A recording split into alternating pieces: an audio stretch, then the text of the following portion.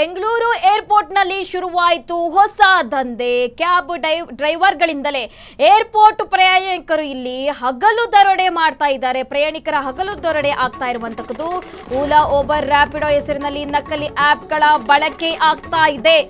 Cab ಡ್ರೈವರ್ಗಳ ಇಲ್ಲಿ airport ಪ್ರಯಾಣಿಕರ ಹಗಲು ದರೋಡೆ ಮಾಡ್ತಾ ಇರುವಂತದ್ದು. ಓಲಾ ಹಾಗೆ ಊಬರ್, ರ್ಯಾಪಿಡೋ ಹೆಸರಿನಲ್ಲಿ ಹಗಲು ದರೋಡೆ ಮಾಡ್ತಾ ಇರುವಂತದ್ದು. ಅಸಲಿ ಆಪ್ನಂತೆಯೇ ಕಾಣುವ ನಕಲಿ ಆಪ್ಗಳಿಂದ ಇಲ್ಲಿ ದರೋಡೆ ಮಾಡಲಾಗ್ತಾ ಇದೆ.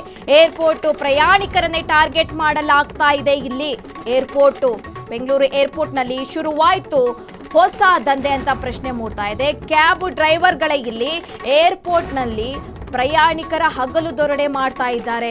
ಓಲಾ ಇರ್ಬೋದು, ಊಬರ್ ಇರ್ಬೋದು, ರ್ಯಾಪಿಡೋ ಹೆಸರಿನಲ್ಲಿ ನಕಲಿ ಆಪ್ಗಳನ್ನು ಬಳಕೆ ಮಾಡಲಾಗ್ತಾ ಇದೆ. ಅಸಲಿ ಆಪ್ನಂತೆಯೇ ಕಾಣುವ ನಕಲಿ ಆಪ್ಗಳಿಂದ ಕಳ್ಳಾಟ ನಡೀತಾ ಇದೆ. ಏರ್ಪೋರ್ಟ್ ಪ್ರಯಾಣಿಕರನ್ನೇ ಇಲ್ಲಿ ಖದೀಮರು ಟಾರ್ಗೆಟ್ ಮಾಡ್ತಾ ಇರುವಂತದ್ದು. ಹಾಗಾದ್ರೆ ನಕಲಿ ಆಪ್ ದೋಖಾ ನಡೆಯೋದು ಹೇಗೆ? ಮೊದಲು ಅಸಲಿ ಆಪ್ನಲ್ಲಿ ರೈಡ್ ಬುಕ್ ಮಾಡ್ಕೊಳ್ತಾರೆ ಚಾಲಕರು, ನಂತರ ಅವರ ಅಸಲಿ ಬುದ್ಧಿಯನ್ನು ತೋರಿಸ್ತಾರೆ. ಮೊದಲು ನಕಲಿ ಆಪ್ನಲ್ಲಿ ಅವರು ರೈಡ್ ಬುಕ್ ಮಾಡ್ಕೊಳ್ತಾರೆ ಚಾಲಕರು, ಗ್ರಾಹಕರಿಂದ OTP ಪಡ್ಕೊಂಡು ರೈಡ್ ಸ್ಟಾರ್ಟ್ ಮಾಡ್ತಾರೆ. ಅದೇ ಹೊತ್ತಿಗೆ ತಮ್ಮ ಮೊಬೈಲ್ನಲ್ಲಿ ನಕಲಿ ಆಪ್ ಕೂಡ ಓಪನ್ ಮಾಡ್ತಾರೆ ಈ ಖದೀಮರು. ಪ್ರಯಾಣದ ಕೊನೆಯಲ್ಲಿ ಗ್ರಾಹಕರಿಗೆ ದುಪ್ಪಟ್ಟು ದರ ತೋರಿಸಿ ಹಣ ಪೀಕ್ತಾ ಇರುವಂತದ್ದು. ಕೆಲವೊಮ್ಮೆ ಮೊದಲೇ ಎಡಿಟ್ ಮಾಡಿದ ಸ್ಕ್ರೀನ್ ಶಾಟ್ ಕೂಡ ತೋರಿಸ್ತಾರೆ ಈ ಖದೀಮರು. ಏರ್ಪೋರ್ಟ್ ಪಾರ್ಕಿಂಗ್ ಇರ್ಬೋದು, ಟ್ರಾಫಿಕ್ ನೆಪ ಹೇಳಿ ಪ್ರಯಾಣಿಕರಿಗೆ ವಂಚನೆ ಮಾಡಲಾಗ್ತಾ ಇದೆ. ಹಾಗಾದ್ರೆ ನಕಲಿ ಆಪ್ ದೋಖಾ ನಡೆಯೋದು ಹೇಗೆ? ಮೊದಲು ಅಸಲಿ ಆಪ್ನಲ್ಲಿ ರೈಡ್ ಬುಕ್ ಮಾಡಿಕೊಳ್ಳುವ ಚಾಲಕರು ಗ್ರಾಹಕರಿಂದ OTP ಪಡೆದ ನಂತರ ಅವ್ರದ್ದು ಏನು ನಕಲಿ ಆಪ್ ಇರುತ್ತಲ್ಲ ಅದರಲ್ಲಿ ಕೂಡ ಅವರು ಓಪನ್ ಮಾಡ್ತಾರೆ.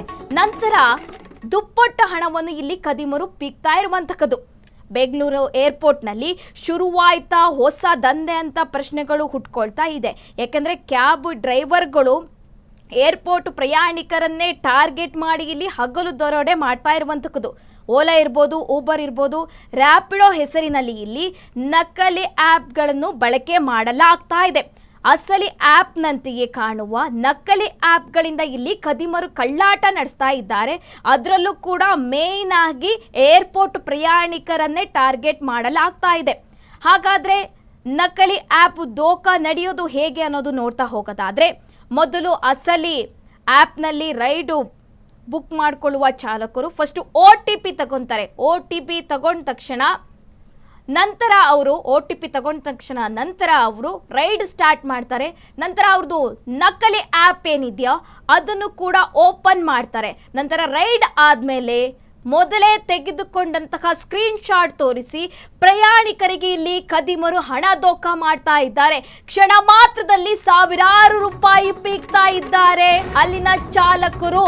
ಖದೀಮರು ಮಲ್ಲೇಶ್ವರಂಗೆ 720 ರೂಪಾಯಿ ಬದಲು 1110 ರೂಪಾಯಿ ತಗೊಳ್ತಾರಂತೆ.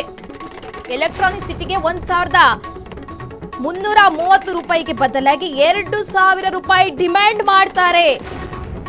ಸಲೀಸಾಗಿ 400ರಿಂದ 700 ರೂಪಾಯಿಗೆ ಹೆಚ್ಚುವರಿ ಹಣ ವಸೂಲಿ ಮಾಡಲಾಗ್ತಾ ಇದೆ. ವ್ಯತ್ಯಾಸ ಕಂಡು ಬಂದರೆ ಕೂಡಲೇ ಆಪ್ನ ಹೆಲ್ಪ್ ಲೈನ್ಗೆ ದೂರು ನೀಡಿ. ನೀವು ಪ್ರಯಾಣಿಕರು ವಿಮಾನ ನಿಲ್ದಾಣದಲ್ಲಿ ಅಧಿಕೃತ ಕ್ಯಾಬ್ ಸೇವೆಗಳನ್ನು ಮಾತ್ರ ಬಳಸಿ. ಕ್ಷಣ ಮಾತ್ರದಲ್ಲಿ ಸಾವಿರಾರು ರೂಪಾಯಿ ಇಲ್ಲಿ ಖದೀಮರು ಪೀಕ್ತಾ ಇರುವಂತಕ್ಕದ್ದು. ಮಲ್ಲೇಶ್ವರಂಗೆ ಸಾಮಾನ್ಯವಾಗಿ 720 ರೂಪಾಯಿ ಬದಲು ಅಲ್ಲಿ 1110 ರೂಪಾಯಿ ಬಿಲ್ ತೋರಿಸ್ತಾರೆ. ಇಷ್ಟೇ ಇದೆ, ಬಿಲ್ ಇದೆ, ನೀವು ಇಷ್ಟೇ ಪೇ ಮಾಡಬೇಕು ಅಂತ ನಕಲಿ ಆ್ಯಪ್ ಮೂಲಕ ತೋರಿಸಿ ದುಡ್ಡು ಪೀಕ್ತಾ ಇದ್ದಾರೆ. ಹಾಗೆ ಎಲೆಕ್ಟ್ರಾನಿಕ್ ಸಿಟಿಗೆ ಇರುವಂತಕ್ಕದ್ದು ದುಡ್ಡು 1330 ರೂಪಾಯಿ ಬದಲಾಗಿ 2000 ರೂಪಾಯಿಗೆ ಡಿಮ್ಯಾಂಡ್ ಮಾಡ್ತಾ ಇದ್ದಾರೆ. ಸಲೀಸಾಗಿ 400ರಿಂದ 700 ರೂಪಾಯಿ ಹೆಚ್ಚುವರಿ ಹಣ ಆರಾಮಾಗಿ ವಸೂಲಿ ಮಾಡ್ತಾ ಇದ್ದಾರೆ. ಡ್ರೈವರ್ಗಳ ಮೊಬೈಲ್ ಸ್ಕ್ರೀನ್ ನೋಡಿ ಯಾಮಾರಬೇಡಿ. ನೀವು ಸ್ವಲ್ಪ ಎಚ್ಚೆತ್ತುಕೊಳ್ಳಿ. ನಿಮ್ಮ ಮೊಬೈಲ್ನಲ್ಲಿ ತೋರಿಸುವ ಎಷ್ಟು ಬಿಲ್ ಇರುತ್ತೋ ಅಷ್ಟೇ ಪೇ ಮಾಡಿ. ಒಂದು ವೇಳೆ ವ್ಯತ್ಯಾಸ ಕಂಡ್ರೆ ಯಾವುದೇ ಹೆಲ್ಪ್ ಲೈನ್ ಇರ್ಬೋದು ಅದಕ್ಕೆ ದೂರು ಕೊಡಿ, ಏನು ಸಮಸ್ಯೆ ಆಗಿದೆ ಅಂತ ಹೇಳಿ. ಹಾಗಾಗಿ ಇಲ್ಲಿ ವಿಮಾನ ನಿಲ್ದಾಣದಲ್ಲಿ ಅಧಿಕೃತ ಏನು ಕ್ಯಾಬ್ ಸೇವೆ ಇದೆ ಅದನ್ನು ಮಾತ್ರ ನೀವು ಬಳಸಬೇಕು.